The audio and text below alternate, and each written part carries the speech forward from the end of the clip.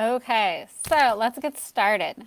So I'm Cynthia from Inside Our Normal, and today we're talking about getting the wiggles out in winter. Tips and tricks for helping our kids move inside when going outside is not an option.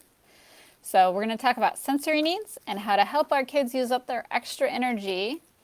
And I'm going to share some of the tools, I've got them right here with me, that we use in our house that will hopefully jog some creative ideas at your house. So first we're going to talk about our kids' energy, and then I'm going to give you some tips and tricks for how to deal with it. So we have 3 outside the box kids here, and while kids have energy, sometimes the source of their energy is something a little bit different and a little bit extra. So we've actually had doctors and gone through the diagnosis process, and multiple kids in our house have ADHD, as well as being what's called sensory processing disorder. And so their bodies take in sensory input in a different way than the average person. They either overreact or underreact to what their bodies feel, which means they need extra or less than typical stimulation. So you can guess that those that need extra stimulation as a sensory kid are the ones that are more challenging to get the energy out. So another thing that can cause problems would be things like sudden changes and anxiousness. So I've written more about, I'm going to share a link to a blog post about some sensory challenges.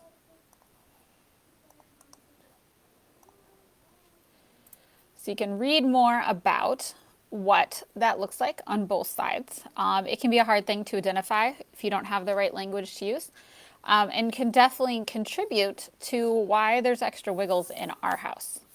So second of all, there are the focus issues. So when kids can't stay focused, they start moving because they just want to move. They don't want to sit still and focus. And so a big thing that we do is we give a lot of breaks. We take breaks between every single subject that we're doing. And we use our handy dandy time timer. And this is what we use. So you just turn the dial on the back, set the timer, and it goes. And the kids can see the red disappear to have a real visual as far as how much time they have left to do the activity at hand. So we actually even have multiple of these in our house that they're so helpful that we use multiple ones because the kids actually fight over them when they're not available. So another thing that we do to keep minds focused while we're learning is we have a variety of fidgets. So this one has a little bead in the middle that they can just play with. We have a tangle. All of these are quiet options. There's other things that are loud.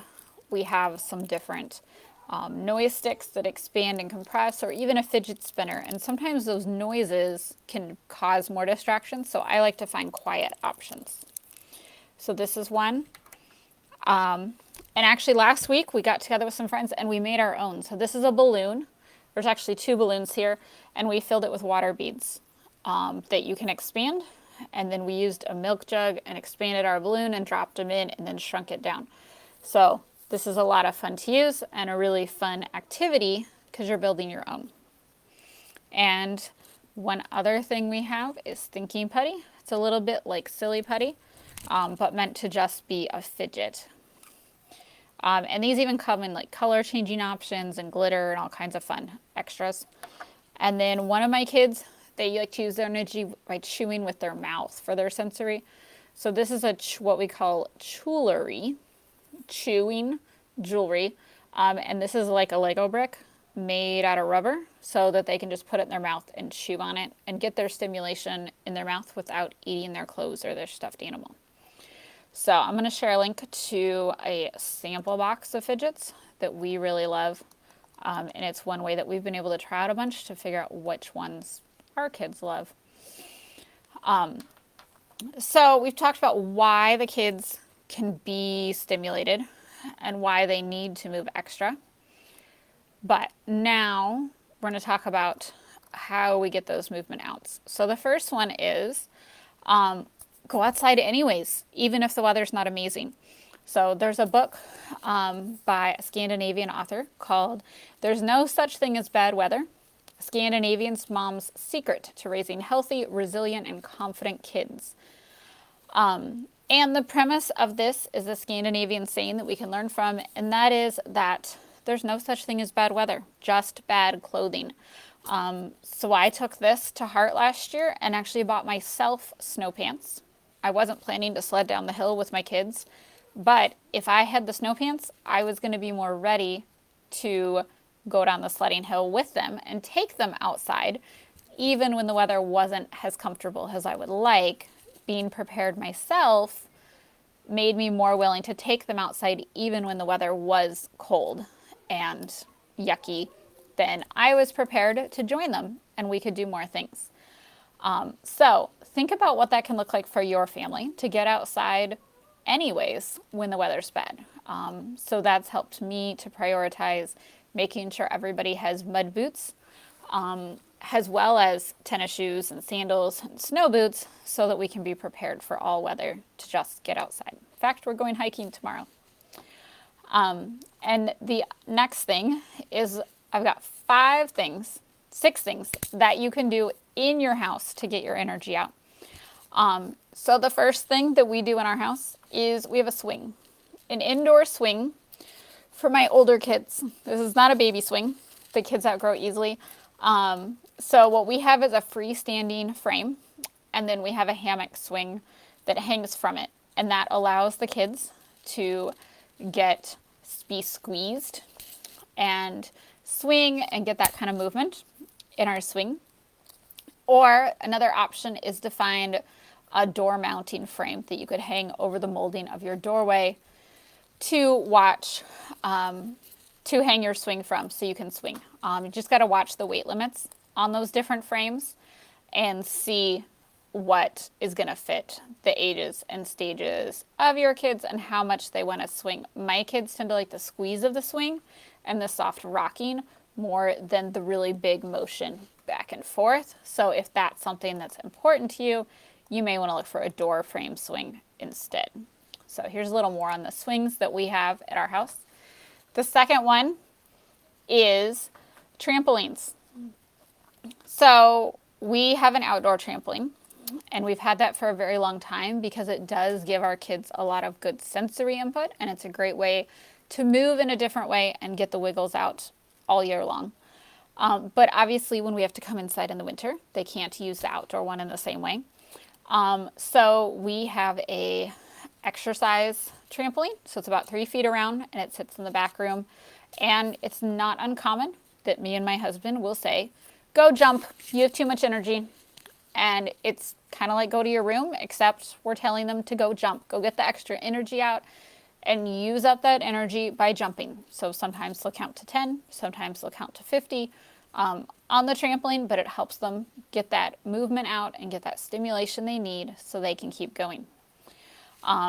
We also, early on when my kids were younger, we actually had a toddler-sized trampoline, and so it was more like the adult trampolines that you see for exercise, but then it actually had the netting on it like you see for outdoor trampolines.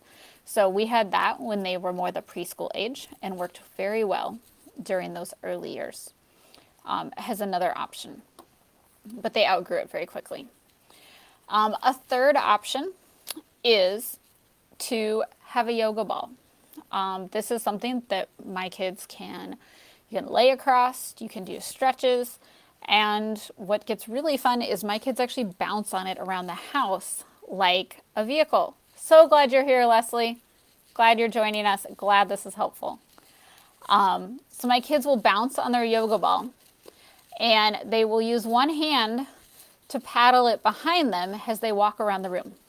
When we're done here, I'll share a video in the posts in the group because it's pretty amazing what they figured out to do. At one point, my now 11-year-old actually was known to set the table while on his yoga ball bouncing around. So it was his mode of transportation instead of walking. I'm not sure I've ever tried it, but I'm not sure I would have the same balance and coordination to do what they do, but it's a way that they love getting around. Pam, you love the yoga ball too. It's so flexible. In fact, actually, my mother asked us for one the other day because we have not one, but 2 yoga balls because she needed one for some therapy activities and wanted to know if one of ours was suitable. So yes, they get sat on, they get fought over. It's a great thing to use instead of a chair when you're doing school because they can move and slide around and again, kind of move while not actually moving and staying seated at their desk. So it's another really flexible tool. Another one that is similar to a yoga ball is stretch bands. We just got some of these for my daughter to do some activities to strengthen herself for her sport. But you can also add them to chair legs so that kids have them to kind of kick against and stuff, as well as things like pulling on them tied to a door handle. It's another thing that they can get that pull against and have that resistive feedback in a similar way, in addition to doing actual stretches with them. I was a swimmer, and it was a way that we did work outside the pool, and now my daughter has a few exercises as she builds her strength for archery in the same way. So another one that's a little outside the box is we've been playing with hacky sacks.